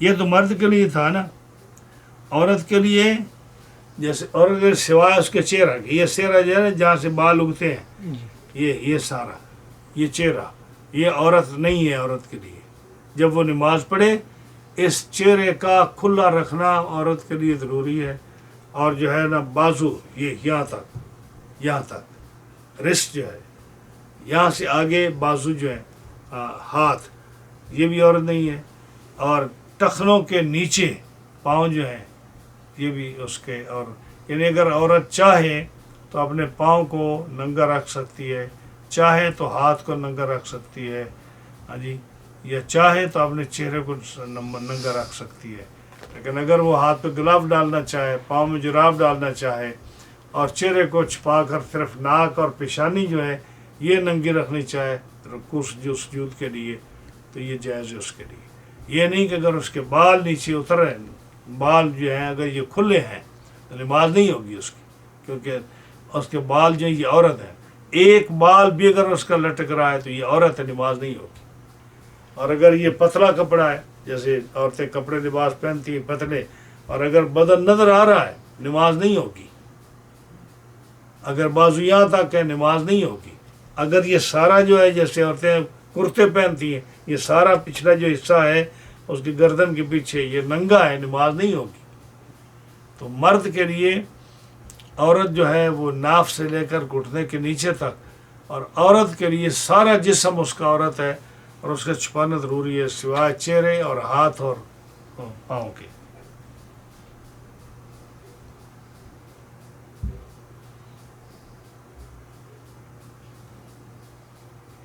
جی أبو حنيفة رضي الله تعالى عنه عن عطاء عن جابر رضي الله تعالى عنه أنه أمهم في قميص واحد أمهم کیا کدھر ہے یہ عن جابر رضي الله عنه عن جابر رضی اللہ تعالی عنہ انه أمهم في قميص واحد وعنده فضل ثياب يعرفون بسنة رسول الله صلى الله عليه وسلم ابو قرة قال ذكر ابن جريج عن الزهري عن أبي سلمة عن عبد الرحمن عن أبي هريرة رضي الله تعالى عنه أن رجلا قال يا رسول الله صلى الله عليه وسلم يصلي الرجل في الثوب الواحد فقال النبي صلى الله عليه وسلم أولكلكم ثوبان قال أبو قرة فسمعت أبا حنيفة يذكر عن الزهري عن سعيد بن المسيب عن أبي هريرة رضي الله تعالى عنه أنه سأل النبي صلى الله عليه وسلم عن الصلاة في الثوب الواحد فقال النبي صلى الله عليه وسلم ليس كلكم يجد ثوبين. اب آگے ایک مسئلہ اور آ رہا ہے. یہ خوبصورتی جو ہے نا مسند امام ابو حنیفہ میں ہے، جو باقی حدیث کی کتابوں میں اس کو شاید مد نظر نہیں رکھا گیا، کہ آپ اپنے مسلک پر جو حدیثیں ہیں ان کو واضح بیان کر رہے ہیں کہ احناف کا مسلک کیا ہے، دوسروں کا مسلک کیا ہے. اب اس حدیث سے ایک نیا مسئلہ یہ شروع ہو رہا ہے کہ آدمی کو نماز پڑھنے میں کتنے کپڑے اس کے ہونے چاہیے. ٹھیک ہے، آپ کو حدیثیں ملیں گی کہ رسول اللہ صلی اللہ علیہ وسلم نے یا صحابہ نے ایک کپڑے میں نماز پڑھی، یعنی ایک ہی چادر ہے اس کے اندر نماز پڑھی. اور یہ بھی ملے گا کہ دو چادروں میں نماز پڑھی. تو اب جنہوں نے دیکھا کہ ایک کپڑے میں نماز پڑھی تو وہ اپنے دور میں ایک کپڑے میں نماز پڑھتے رہے، اگرچہ ان کے پاس کپڑے گھر میں پڑے تھے، ایک کپڑے میں نماز پڑھتے رہے. اور بعض صحابہ جو تھے انہوں نے کہا کہ افضل جو ہے وہ دو کپڑوں میں نماز پڑھنا ہے تاکہ تسلی کے ساتھ جسم کو ڈھانپ لیا جائے، تو دو کپڑوں میں نماز پڑھو. اب یہ اختلاف ہوا، تو اختلاف کے جو ہے نا اس کو رفع کرنے کی یہ ضرورت ہے کہ جن لوگوں نے کہا کہ ایک کپڑے میں نماز آپ پڑھتے رہے، وہ جیسے حضرت ابی بن کعب، وہ کہتے تھے کہ نبی کریم علیہ السلام کے زمانے میں ایک کپڑے میں نماز ہم پڑھتے رہے، لہٰذا آپ بھی ایک کپڑے میں نماز کوئی حرج نہیں. اور جب یہ اختلاف ہوا تو حضرت عمر رضی اللہ تعالیٰ عنہ نے حضرت ابی کے حق میں فیصلہ دیا کہ ایک کپڑے میں نماز نو پرابلم. لیکن حضرت عبداللہ بن مسعود رضی اللہ تعالیٰ عنہ اور دیگر صحابہ جو تھے انہوں نے کہا کہ دو کپڑے میں افضل ہے، دو کپڑے پڑیں گے. ان کی دلیل یہ ہے کہ یہ وہ دور تھا جب مسلمانوں کے پاس کھانے پینے کی اشیاء، پہننے کے کپڑے نہیں ہوتے تھے، اور صرف جو ہے یہ جو آیا نا کہ جو عورت ہے یہ ناف سے لے کر گھٹنے تک ہے. تو بعض صحابہ ایسے ہوتے تھے جن کے پاس اتنا ہی کپڑا ہوتا تھا کہ صرف اور صرف وہ اپنی جو ہے نا یہ عورت ڈھانپ سکتے تھے، اور ان کے پاس اوپر کرتا پہننے کے لیے یا اوپر والا حصہ ڈھانپنے کے لیے کپڑا ہی نہیں ہوتا تھا. اتنا ہی کپڑا تھا جس سے وہ اپنے ناف سے لے کر گھٹنے تک کور کر سکتے تھے، اتنا ہی کپڑا ہوتا تھا. اس لیے حکم ہے کہ ایک چادر میں نماز پڑھ دو، کہ اگر چادر ہے تو اس سے آپ کا جو عورت ہے، عورت مین کے آپ کے ناف سے لے کر گھٹنے تک آپ اس کو بھی کور کر سکتے ہو، اور اوپر والا حصہ بھی کور ہو جائے گا. جب چادر اس طرح لپیٹی ہوئی ہو تو یہ نماز ہو جاتی ہے، سمجھے. اور اگر آپ کے پاس دو کپڑے ہوں تو دوسرے صحابہ نے کہا اس وقت چونکہ کپڑوں کی کمی تھی اس لیے ایک کپڑے کو جائز رکھا گیا. اگر آپ کے پاس دو کپڑے ہوں یا زیادہ ہوں، اس وقت دو کپڑے ہوتے تھے تو وہ سمجھتے تھے کہ ہمارے پاس بہت فراوانی ہے، دو کپڑوں میں نماز پڑھتے تھے عبداللہ بن مسعود اور دیگر صحابہ. آج اگر آپ کے پاس 20 سوٹ ہیں اور بے شمار کپڑے ہیں، آپ آدھا پونا گھنٹہ آپ سوچتے رہتے ہیں کہ کون سا سوٹ نکالوں. تو آج کے لیے نا خذوا زینتکم عند کل مسجد، یہ جو آیت کریمہ ہے قرآن مجید کی، خذوا زینتکم عند کل مسجد، اس کا مطلب یہی ہے کہ اب آپ اس کپڑے کے ساتھ نماز پڑھو جو آپ کے پاس بیسٹ اور بہترین کپڑا ہے، جس کو آپ پہنتے ہوئے خوش ہوتے ہو، جس کو آپ پہن کر دوست و احباب سے ملتے ہو، جس کو آپ پہن کر جو ہے خوشی غمی میں جاتے ہو، جس کو آپ پہن کر اچھا لگتا ہے، اللہ کے دربار میں حاضر ہونے کے لیے بھی اسی طرح اچھا لباس پہنو. ہاں جی، یہ نہیں ہے کہ جو ہے اب جو ہے جیسے لوگ ایک کچھے میں نماز پڑھ لیتے ہیں تو کہتے ہیں جی حضور کے زمانے میں تو ایک چادر میں لوگ نماز پڑھتے تھے. بھائی وہ اس وقت اس لیے پڑھتے تھے کہ ان کے پاس ایک ہی چادر تھی.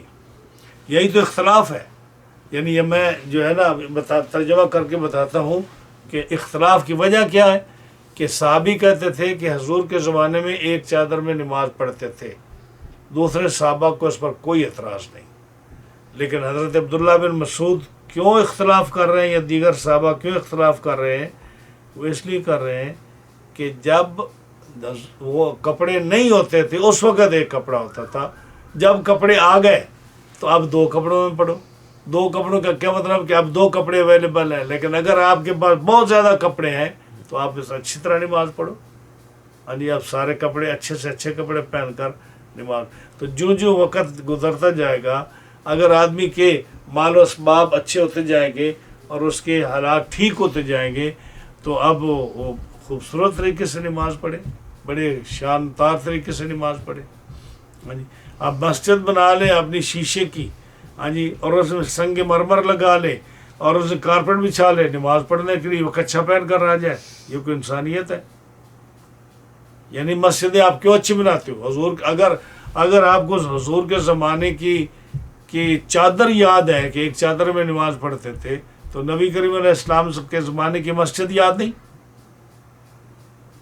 منہٹن کے مڈ منہٹن میں آپ اس طرح کی مسجد بنائیں گے جو حضور کے زمانے کی مسجد تھی؟ کیوں نہیں بنائیں گے؟ اس وقت آپ یہ کہیں گے جی وہ دور ایسا تھا کہ وہاں وہ مٹی کی اور کھجور کے لکڑی کی مسجد ہوتی تھی. ہاں جی، کیونکہ وسائل نہیں تھے. اب منہٹن میں جو ہے لوگ توہین سمجھیں گے جی اس مسجد اتنی کمزور مسجد ہے اور مٹی کی مسجد بنائی ہے، تو اس میں کیا ہونا چاہیے؟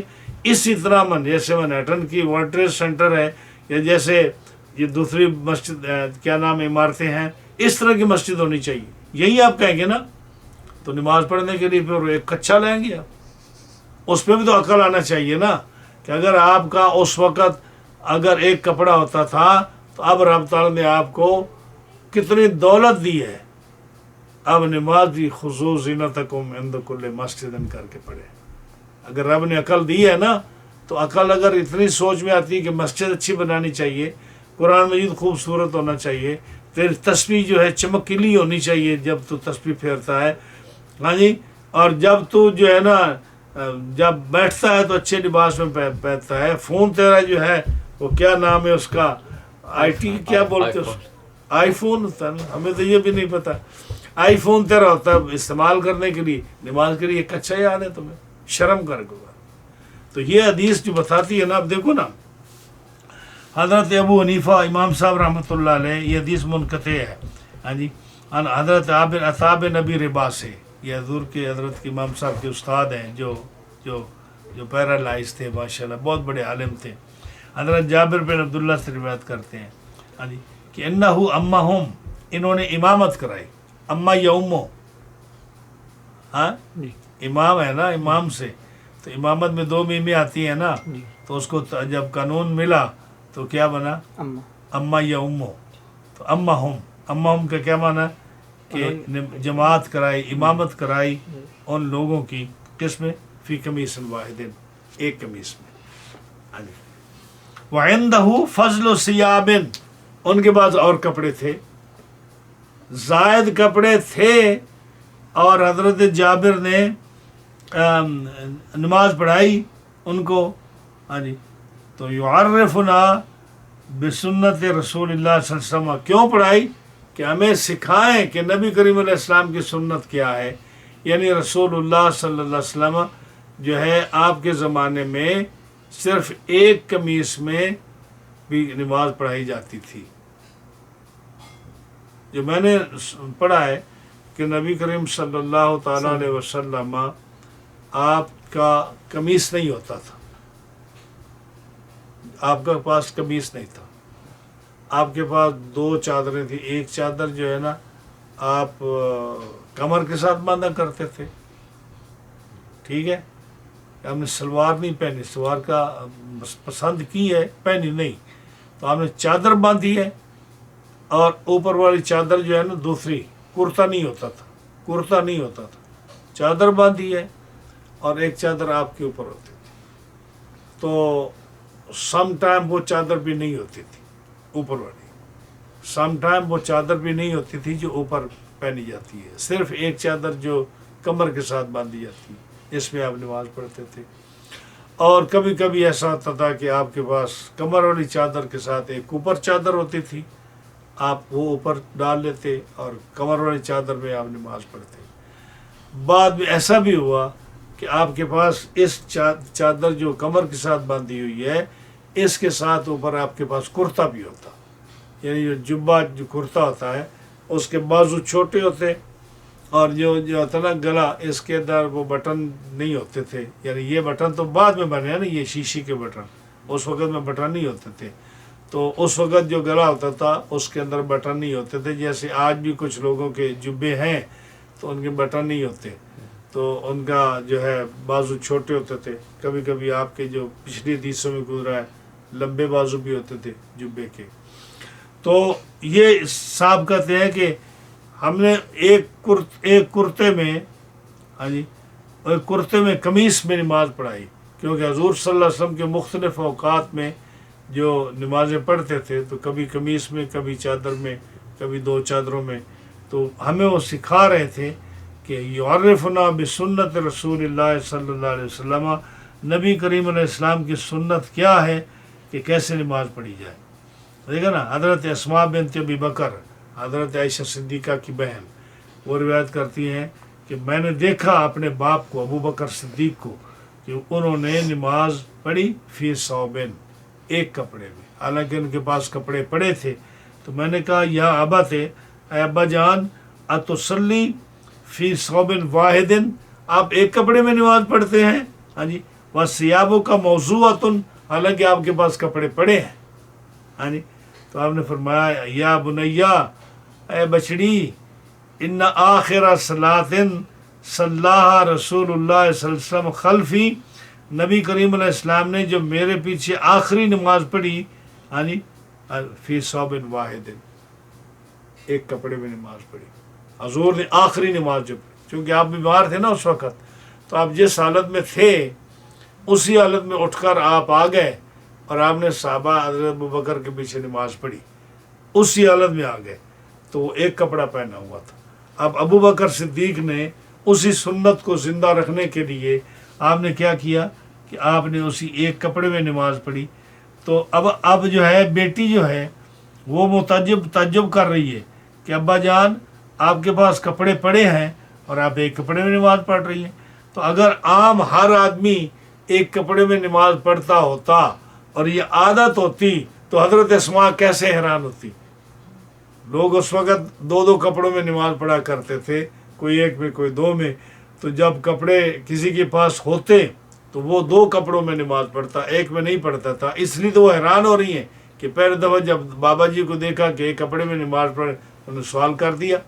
ہاں جی، حالانکہ حضرت زبیر جو ان کے خاوند تھے تو وہ بھی تو نماز پڑھتے تھے، ہاں جی، اسی طرح دوسرے بھی پڑھتے تھے۔ تو صحابہ جو ہے کئی ایک کپڑے میں پڑھتے تھے، اس سنت کو زندہ رکھتے ہوئے کہ ایک کپڑے میں، کئیوں کے پاس کپڑے ہوتے نہیں تھے، وہ ایک کپڑے میں پڑھتے تھے، اور جن کے پاس ہوتے تھے وہ دو میں پڑھتے تھے۔ اچھا، اب آگے جو ہے اختلف ابی بن کعب ابن مسعود۔ اب ابی بن کعب وہ ہیں جو قاری قرآن ہے، جنہوں نے تراویح پڑھائیں صحابہ کو عمر کے زمانے میں۔ ابن مسعود وہ ہیں جو رسول اللہ صلی اللہ علیہ وسلم کے خاص خدمت گزار تھے سفر حضر میں۔ عبداللہ بن مسعود جو ہیں ان کے علم کا مقام اور ہے، ابی بن کا مقام اور ہے۔ ابی جو تھے وہ قاری قرآن تھے، حافظ قرآن تھے۔ عبداللہ بن مسعود وہ تھے جو عالم تھے، جن کو رسول اللہ صلی اللہ علیہ وسلم نے فرمایا کہ جو قرآن پڑھنا سیکھنا چاہے وہ عبداللہ بن مسعود سے سیکھے، کیونکہ عبداللہ بن مسعود جو ہے انہوں نے 70 صورتیں رسول اللہ صلی اللہ علیہ وسلم سنیے. اور صاحب وسادہ ہے یعنی حضور کا مصلح، حضور کی جوتا مبارک، آپ کا لوٹا، آپ کی چھڑی باہروں کے اٹھا کے حضور کے ساتھ پھرا کرتے تھے. تو جو حضور کا سفر و حضر کا خادم ہے وہ آپ کے احوال کو زیادہ جانتا ہوگا نا. تو جب اختلاف ہوا ابی بن کعب میں اور حضرت عبداللہ بن مسعود میں، تو حضرت عمر نے فیصلہ کیا ایک کپڑے میں ابی بن کعب کے حق میں. ہاں جی، لیکن علماء کہتے ہیں کہ عبداللہ بن مسعود زیادہ جانتے ہیں ابی بن کعب سے، اس لیے ان کی بات کو رد نہیں کرنا چاہیے. ٹھیک ہے نا. اختلاف ابی بن کعب بن مسعود کپڑے میں، عبداللہ بن مسعود کہتے ہیں کہ نہیں 2 کپڑوں میں نماز پڑھنی چاہیے. ہاں جی، اور ابی کہتے تھے ایک کپڑے میں پڑھنی چاہیے. عمر رضی اللہ تعالیٰ عنہ نے انہوں نے کہا کہ فجاز علیہم عمر بن الخطاب فلامہما وقال انہ لیسونی ان یختلف اثنان من اصحاب محمد صلی اللہ علیہ وسلم فی شیء واحد. یعنی انہوں نے یہ کہا کہ مجھے یہ بات بری لگتی ہے، ملامت کی انہوں نے دونوں کو کہ اے ابی، تو اور عبداللہ بن مسعود آپس میں اختلاف کرتے ہو ایک چھوٹی سی بات میں، اصحاب رسول ہو کر تم اختلاف کرتے ہو. ہاں جی، ہاں جی. فعن این فتیا کما یستر الناس اما ابن مسعود فلم یالو والقول ما قال ابی. انہوں نے ابی بن کعب کی حمایت کی. ہاں جی. وعن ابی کنہ نصلی فی عہد رسول اللہ فی ثوب واحد ورنہ ثوبان. ہمارے پاس 2 کپڑے ہوتے لیکن ہم ایک کپڑے میں نماز پڑھا کرتے تھے. لیکن عبداللہ بن مسعود کہتے ہیں کہ ہم 2 کپڑوں میں نماز پڑھیں گے.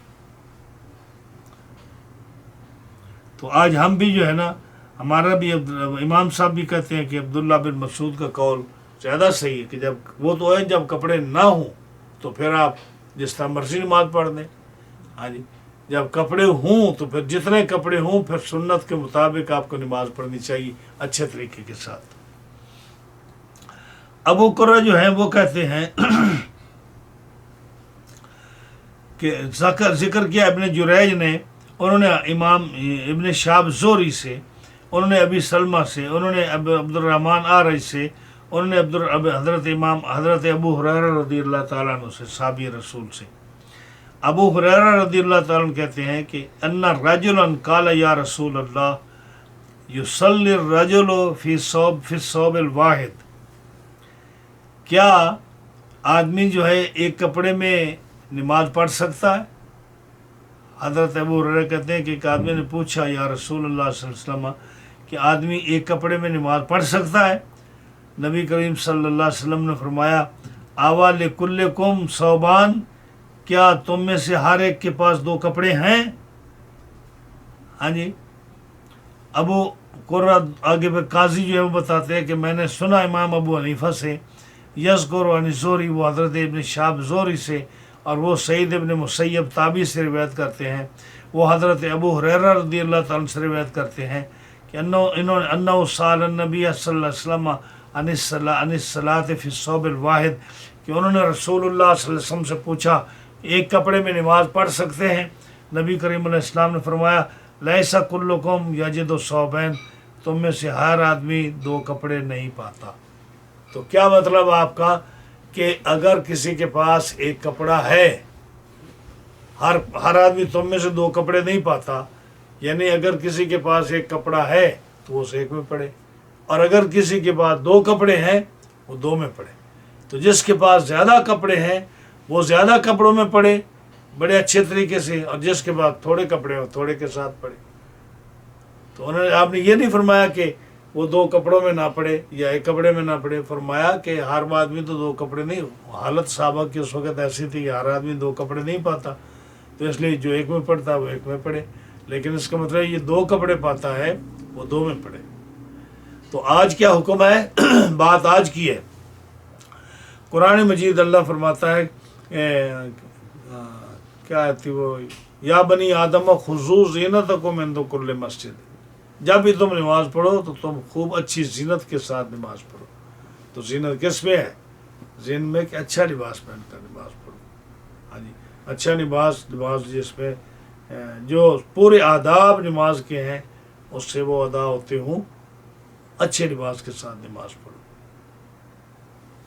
یہ حکم ہے۔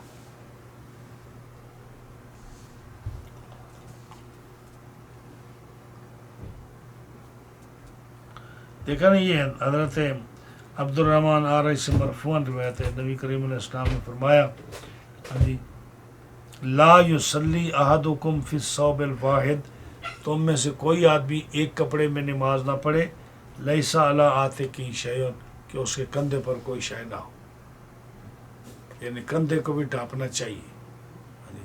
تو ایک کپڑے میں نماز پڑھتا ہے، اگر کندھا ڈھانپا ہوا ہے، نیچے سارا جو ہے عورت کجی ہوئی ہے، ٹکی ہوئی ہے تو ٹھیک ہے، اور اگر نہیں ہے تو کندھے کا ڈھانپ کر 2 کپڑوں میں نماز پڑھے۔ حضرت جابر سے مرفوعاً روایت ہے، فَإِنْ كَانَ وَاسِعًا، اگر وہ وسعت رکھتا ہے، ہاں جی، تو پھر جو ہے نا اپنی چادر کو لپیٹے، اوپر ایک لپیٹے، 2 چادریں ہیں نا، تو ایک کو باندھے، دوسرے کو لپیٹے۔ وَإِنْ كَانَ ضَيِّقًا، اگر اس کے حالات تنگ ہیں تو فَاتَّصِرْ بِهِ، پھر چادر نیچے باندھ لے، اوپر نہ ہو تو کوئی حرج نہیں۔ بات تو وہی آ گئی نا کہ اگر آپ کے پاس چیزیں پڑی ہیں تو آپ کو اس طرح کی نماز پڑھنی چاہیے کہ ان کپڑوں کا آپ استعمال کریں۔ اب جو آدمی ایک کپڑے میں نماز پڑھے، اس کے لیے وہ آیا تھا کہ دونوں کندھوں کو ڈھانپے۔ کیسے؟ یہ دیکھیں، بڑی چادر ہو نا، بڑی چادر، تو اس کو ایسے پیچھے رکھ لیں، یہ دیکھ، یہ ٹھیک ہے نا، ایسے ایسے کر کے، بڑی چادر ہے، اب اس حصے کو اس کندھے پر ڈالیں، یہ نیچے سے نکال کر اس پر ڈالیں، اس کو اس کندھے کے نیچے سے نکال کے ایسے ڈالیں، ٹھیک ہے، اور یہاں باندھ لیں، یہاں کچھ چیز باندھ لیں کہ یہ سینہ بھی اس کا ڈھکا رہے، کندھے بھی ڈھکے رہے، یہ بھی ڈھکے رہے۔ اب چادر بڑی ہوگی نا تو نیچے بھی اس کے گھٹنوں تک، یہاں تک چادر ہو۔ جب بڑی چادر ہوگی نا تو جیسے میں نے کیا ہے ایسے کرے گا تو اس کے یہاں تک چادر آئے گی۔ جب یہاں تک چادر آئے گی، اس کے گھٹنے ڈھکے جائیں گے، اس کے جو ہے تھائی یہ ڈھکے جائیں گے، اور جو ہے جیسے میں نے کیا ہے کہ کندھے کے نیچے سے اتار کر بائیں کندھے پر، اور بائیں کندھے کے نیچے سے اتار کر دائیں کندھے پر، اور یہاں سے اس کو باندھ لے کسی چیز سے تاکہ یہ چادریں گرے نہیں رکوع سجود کرتے ہوئے، ہاں جی، اور اس طرح کر کے نماز پڑھ دے۔ اگر ایک چادر ہے تو اس طرح کر، اگر 2 ہے، ایک لاک کے ساتھ باندھ لے، دوسری اوپر کر لے۔ Any question? یہ جو آج کل جو لڑکے چھوٹی شرٹیں پہنتے ہیں جن میں بازو آدھا کھلا ہوتا ہے، اس میں مکروہ ہوگی نماز یا؟ دیکھیں، بات پھر وہی آ جاتی۔ اب وہ یہ دلیل دیتے ہیں جی کہ نبی کریم علیہ السلام کے زمانے میں تو جو ہے ایک چادر میں نماز پڑھتے تھے، تو یہ جو ہے یہ جو پڑھتے ہیں نا، یہ شوقیہ پڑھتے ہیں، ان کی یہ لباس جو ہے یہ شوقیہ ہے، یہ سنت والا لباس نہیں ہے، ہاں جی۔ یہاں تک انہوں نے کیا ہوا ہے، پھر وہ یہاں سے ایک وہ بنا ہوا ہے، اس کے اوپر کیا بولتے ہیں اس کو، گوڑا، پولو، گھوڑا بنا ہوا ہے، ہاں جی، یہاں وہ بنا ہوا ہے جو کیا بولتے ہیں اس کو، جو ایلیگیٹر بنا ہوا ہے کہیں، ہاں جی، یعنی بنے ہوتے ہیں نا دیوار میں۔ تو یہ تو ایک قسم کا، یہ تو فن ہے ان کے ساتھ۔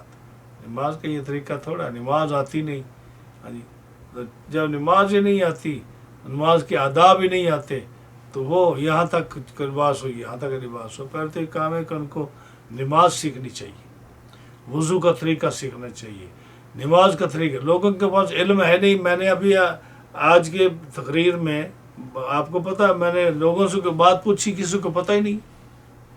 یعنی جب بھی میں کوئی بات پوچھتا ہوں کسی سے، حالت یہ ہے کہ کوئی آدمی جواب نہیں دے سکتا۔ یعنی یہ بات کہ میں نے پوچھا کہ نبی کریم صلی اللہ علیہ وسلم کا وصال کون سی ہجری میں ہوا، کوئی جواب نہیں دے سکتا۔ افسوس نہیں ہے؟ تو میں نے کہا کہ ٹھیک ہے، آپ نے ایک آدمی رکھا ہوا ہے کہ جس کو آپ روٹی شوٹی دے دیتے ہو، تنخواہ چھوٹی بہت دے دیتے ہو، وہ آپ کے لیے یاد رکھتا ہے بھائی جب ہمارے پاس ایک امام ہے، ہم اس کو تنخواہ دیتے ہیں، وہ یاد رکھتا ہے کہ ہمارے نبی کا وصال کب ہوا، صحابی کا وصال کب ہوا۔ خدا کا خوف کرو، مسلمان ہو۔ یہ ایک مسلمان کو یہ نہیں پتا کہ ہمارے رسول صلی اللہ علیہ وسلم کو وصال کون سی تاریخ کو ہوا، کون سی ہجری کو ہوا، یہ شرمناک بات نہیں ہے؟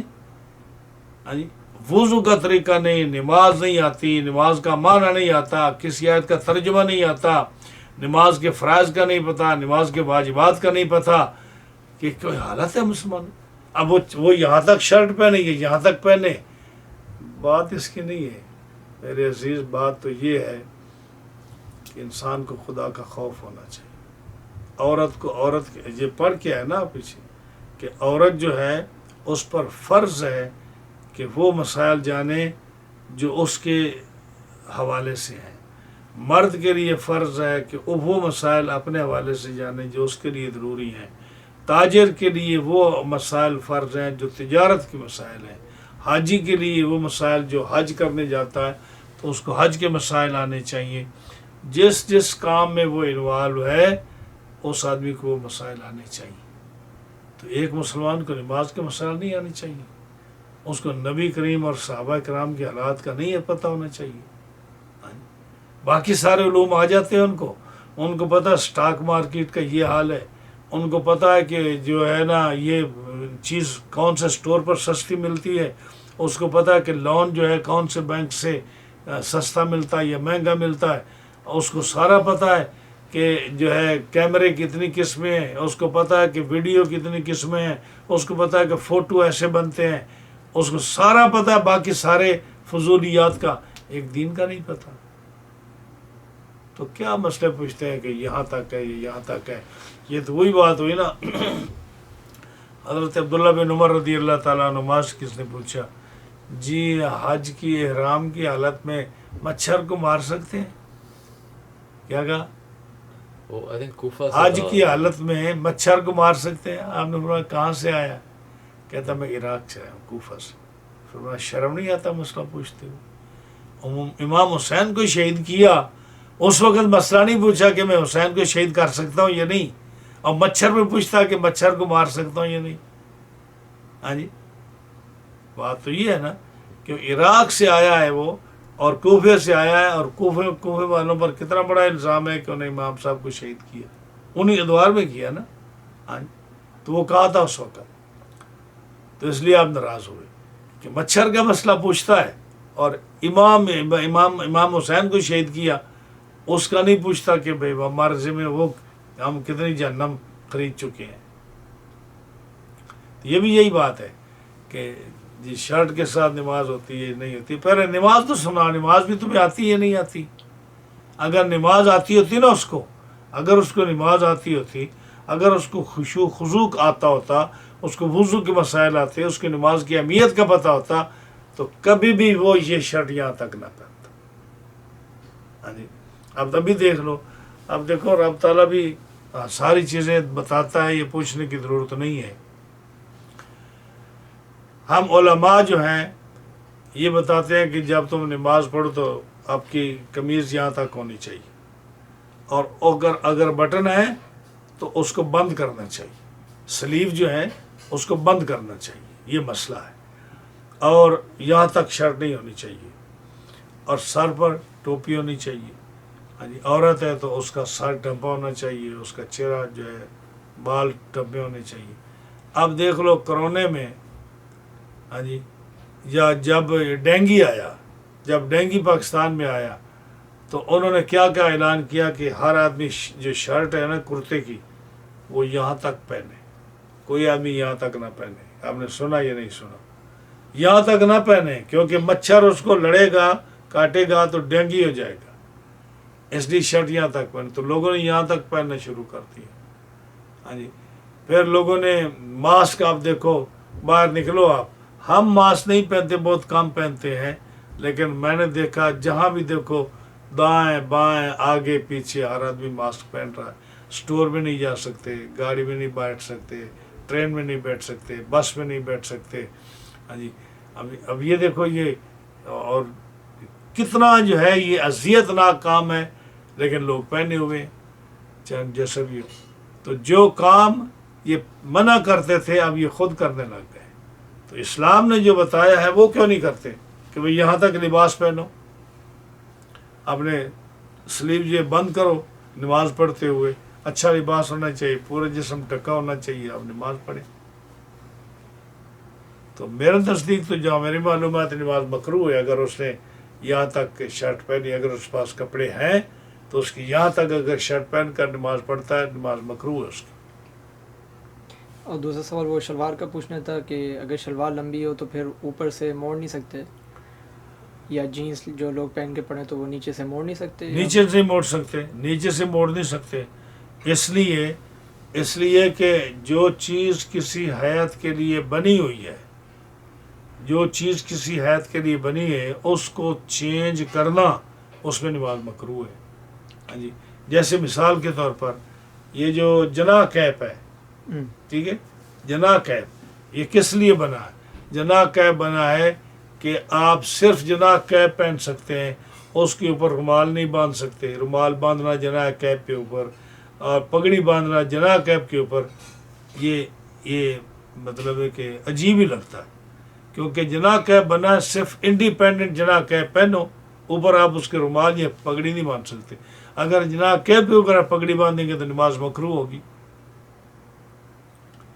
اور اگر آپ صرف جناح کیپ باندھ کر پہن کر نماز پڑھیں گے تو نماز جائز ہوگی.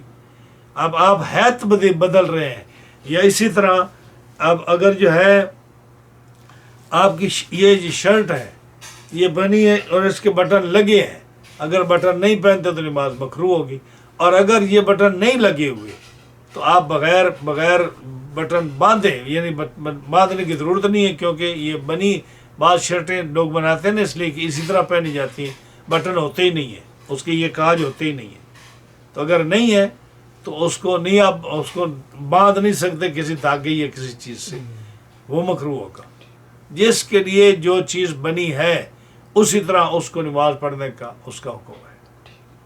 اب اگر ایک جبہ ہے جو سردیوں میں لوگ پہنتے ہیں اور اس کے بٹن نہیں بنے ہوئے، اس کی یہ کمر میں باندھنے والی رسی ہے، روب، تو آپ روب باندھ لیں، بٹن لگانے کی ضرورت نہیں ہے کہ آپ کے بٹن نہیں ہے، کیونکہ وہ بنا اسی لیے. تو جو چیز جس چیز کے لیے بنی ہے اسی طرح اس کے ساتھ نماز آپ ادا کر سکتے ہیں، اس کی حیت کو چینج نہیں کر سکتے. یہ لوگ جو ہے نا یہ جو لمبی پینٹیں بنواتے ہیں، پہلی بات تو یہ ان کو پتہ ہونا چاہیے کہ پینٹ کتنی ہونی چاہیے. ایک مسلمان جو ہے اس کی پینٹ یا سلوار کم از کم جو ہے ٹخنے سے اوپر ہونی چاہیے. اگر ٹخنے کے اوپر اس کی سلوار ہے یا پینٹ ہے تو اس کو تو ایسے کرنے کی ضرورت ہی نہیں ہے. اور اگر وہ لمبی لیٹ سے کہ اس کی تھوڑی لمبی ہے، اگر وہ ایسے کرتا ہے وہ حیت کو بدل رہا ہے، اس کی نماز مکروہ ہے، اس کو ایسا نہیں کرنا چاہیے. اور دوسری بات یہ ہے کہ جو مسئلہ ہے حدیث پاک ہے، جس کو اتنی بھی عقل نہیں ان کو کہ حدیث آئی کس لیے. حدیث آئی ہے کہ جو آدمی تکبر کی وجہ سے اپنے ٹخنوں کے نیچے سلوار لے جاتا ہے اس کے لیے وعید ہے. جو تکبر کی وجہ سے سلوار کو ٹخنوں کے نیچے تک لے جاتا ہے وہاں نماز کا ذکر نہیں ہے. اینی ٹائم 24 آور اگر وہ جو ہے اپنے ٹخنوں کے نیچے سلوار کو کرتا ہے اور کپڑے کو نیچے لے جاتا ہے تو اس کے لیے وعید ہے. نماز کا ذکر نہیں ہے، کہ نماز ہوگی یا نہیں ہوگی، نماز کا ذکر ہی نہیں ہے. اگر وہ آگے پیچھے سلوار اتنی لمبی رکھتا ہے تو اللہ کے اس سزا کا مستحق ہے جو حدیث پاک میں آئی ہے. تو سلوار اس کو کس نے کہا کہ نماز کے وقت اوپر کرے؟ نماز کا تو ذکر ہی نہیں ہے اس میں. اور دوسری بات ہے کہ تکبر کی وجہ سے ہے. اب اگر کسی کے تکبر میں نہیں ہے، مثال کے طور پر میں اپنی بات بتاتا ہوں کہ میں سلوار جب میں یہاں باندھتا ہوں تو نیچے چلی جاتی ہے، جب نیچے چلی جائے تو ٹخنے جو ہیں وہ ڈھانپ جاتے ہیں. تو سیدنا ابوبکر صدیق والی مثال ہے کہ انہوں نے حضور کی خدمت میں عرض کیا، یا رسول اللہ صلی اللہ علیہ وسلم، میں جب چادر باندھتا ہوں تو میری چادر جو ہے، میرا پیٹ جو ہے آگے نکلا ہوا ہے اور پیٹ پر میری چادر نہیں ٹھہرتی، وہ نیچے چلی جاتی ہے اور میرے ٹخنے جو ہیں ڈھانپ جاتے ہیں، تو حضور میرے لیے کیا حکم ہے؟ فرمایا ابو بکر تو ان لوگوں میں سے نہیں ہے، یہ ان لوگوں کے لیے ہے جو تکبر کرتے ہیں، اور تیرے اندر تکبر نہیں ہے، تیرے اندر تکبر نہیں، اگر تیری چادر نیچے چلی جاتی ہے تو اس سے مستثنا ہے۔ اور دوسرا یہ بتایا کہ تیری چادر اگر نہیں ٹھہرتی تو اس کا مطلب جس کی بھی چادر یہاں نہ ٹھہرے، اگر چادر نہ ٹھہرنے کی وجہ سے اس کے ٹخنے ٹپ جائیں تو عذاب کا مستحق نہیں ہے۔ جو تکبر کی وجہ سے اتنی لمبی چادر پہنتا ہے کہ جو ہر وقت ٹخنوں کے نیچے رہتی ہے یا یہاں باندھنے کے باوجود وہ نیچے لٹکی رہتی ہے، تو وہ عذاب کا مستحق ہے۔ جیسے وہ بادشاہ پہنتے تھے نا، ہاں وہی جو جیسے آج شادیوں میں ہوتا ہے، جیسے شادیوں میں ہوتا ہے تو 4 گز لمبے نیچے سے وہ، باقی سارے شرائط پورے ہو رہے ہیں۔ ہاں جی، کہ مجھے اب یہ بتائیے، کہتے ہیں جی مار شرعی ہونا چاہیے۔ ہاں جی، کتنا حق مہر کتنا؟ ہم پوچھ رہے ہیں حق مہر کتنا؟ کہتے ہیں شرعی کتنا؟ کہ ہم جتنا کم بتائیں گے، 32 روپے بتائیں گے، خوش ہو جائیں گے، لیکن وہ 4 گز جو ہے دلہن کا جو اس کا وہ کیا کہتے ہیں اس کو، جبہ 4 گز لمبا، وہ جائز ہو جائے گا، یا باقی سارے پکھنڈ بازیاں جو ہیں وہ جائز ہو جائیں گی، لیکن حق مہر شرعی ہونا چاہیے۔ لا حول ولا قوت الا باللہ العلی العظیم۔ لوگوں کے پاس علم نہیں ہے، ان کو علم ہونا چاہیے، ان کو ایجوکیٹ کرنا چاہیے، لوگوں کو سیکھنا چاہیے۔ اس لیے ہم تو زیادہ مسائل تقریر میں لوگوں کو بتاتے ہیں، بھئی یہ یاد کرو، یہ چیزیں ہیں، ان کو سیکھو آپ۔ جی ابو حنیفہ رضی اللہ تعالی عنہ عن ابی زبیر عن جابر رضی اللہ تعالی عنہ ان رسول اللہ صلی اللہ علیہ وسلم صلى في ثوب واحد متوشحا به فقال بعض القوم لأبي الزبير غير المكتوبة؟ قال المكتوبة وغير المكتوبة۔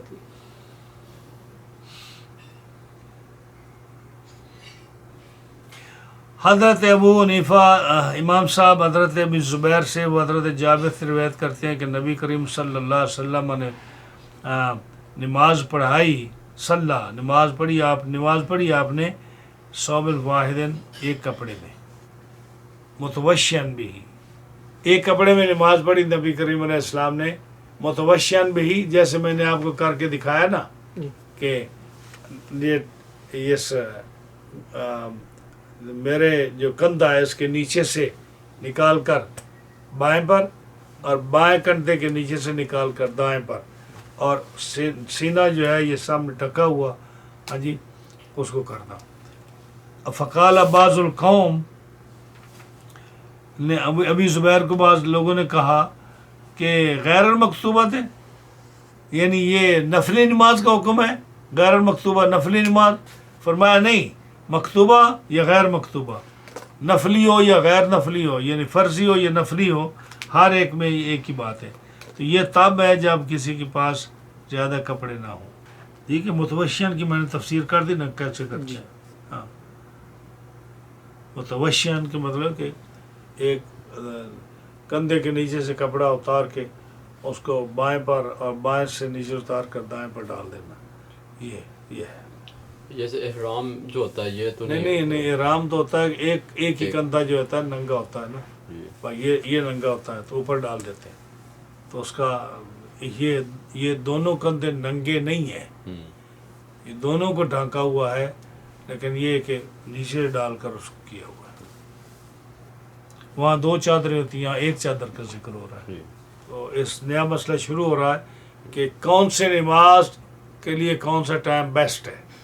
یہ لمبی بات کہ فجر کی نماز کا کون سا بیسٹ ٹائم ہے جس میں زیادہ ثواب ہے، اور ظہر کی نماز کا کون سا ٹائم ہے، عصر کی نماز کا کون سا ٹائم ہے، مغرب کا کون سا بیسٹ ہے، عشاء کا کون سا بیسٹ ہے، یہ ساری تفصیل اس میں آئے گی، اور یہ بڑی اچھی معلومات اس میں ہوگی انشاءاللہ العزیز۔